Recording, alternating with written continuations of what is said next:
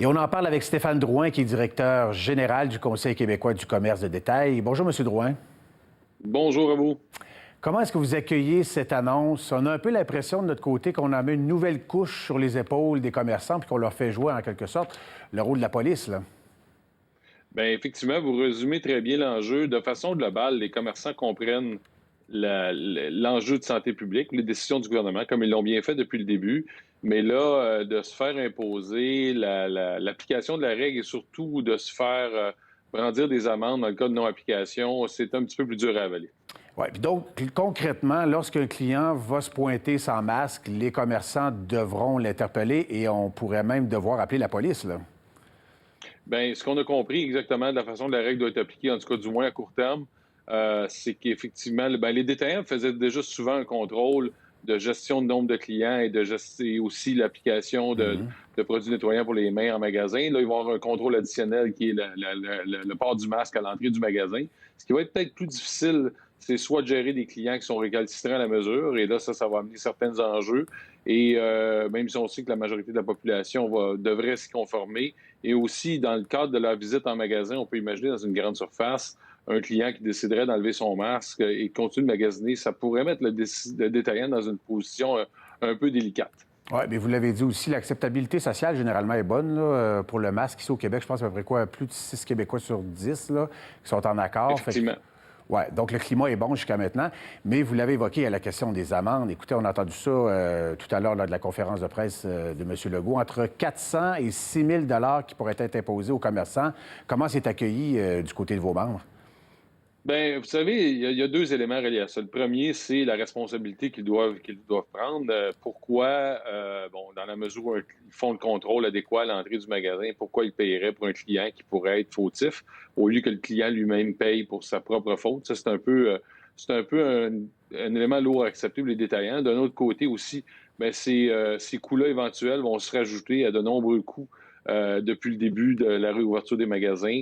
Donc, ça commence à peser lourd sur des commerçants qui en ont quand même beaucoup encore à faire pour réussir à passer au travers de la crise. Oui, par exemple, on devrait embaucher quoi, du personnel supplémentaire. Puis j'aimerais ça aussi vous me détailler les coûts pour les commerçants. Lorsqu'on a annoncé la réouverture, ça coûtait combien à peu près, là? Bien, ça dépend vraiment du type de commerce, de genre de surface aussi, la En grandeur des moyenne, là? espaces, mais on peut calculer facilement un 4, 5, 10 000, même jusqu'à 10 000 par magasin. Ça peut même aller au-delà de ça. Il y a des épiceries qui ont mis vraiment des stations de lavage de mains qui ont coûté quand même très cher. Bon, quand on a un pot de Purel à l'entrée ou d'un produit désinfectant à l'entrée, c'est une chose.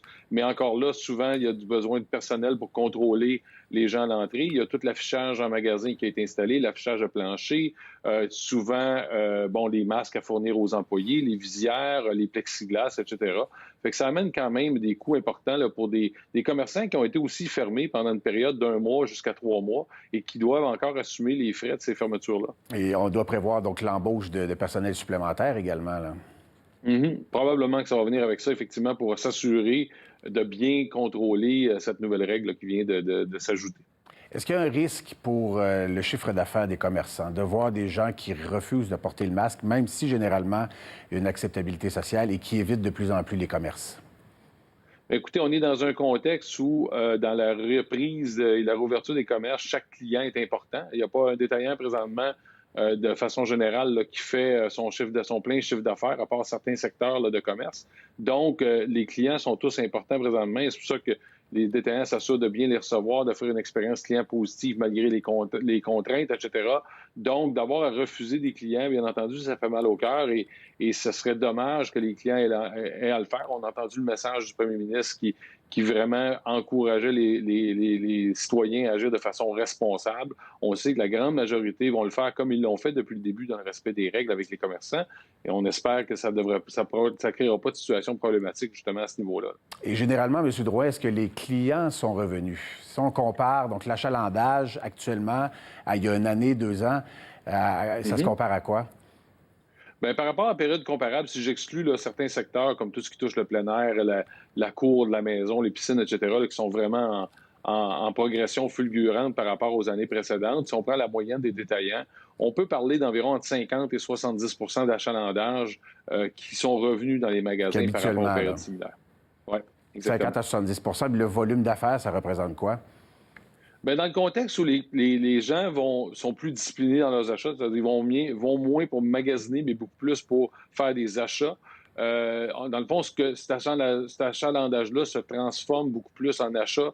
Et on pourrait dire que pour quelqu'un qui a 60 d'achalandage, va peut-être avoir 80 de son volume d'affaires à peu près, là, ce qu'on peut dire de façon générale. Donc, il y a encore un chemin à faire pour récupérer l'ensemble de son chiffre d'affaires et d'assumer les coûts d'opération qui vont avec. Donc, les gens, lorsqu'ils se présentent en commerce, on achète davantage, on pourrait dire. Bien, si vous allez magasiner en sachant là, que vous allez avoir à faire peut-être un peu la file, vous allez avoir des contraintes de magasinage là, au niveau des respects des règles et tout ça, les gens ont appris à se discipliner davantage, effectivement, et à aller vraiment pour des achats et un peu moins pour du lèche-vitrine ou du magasinage. Là.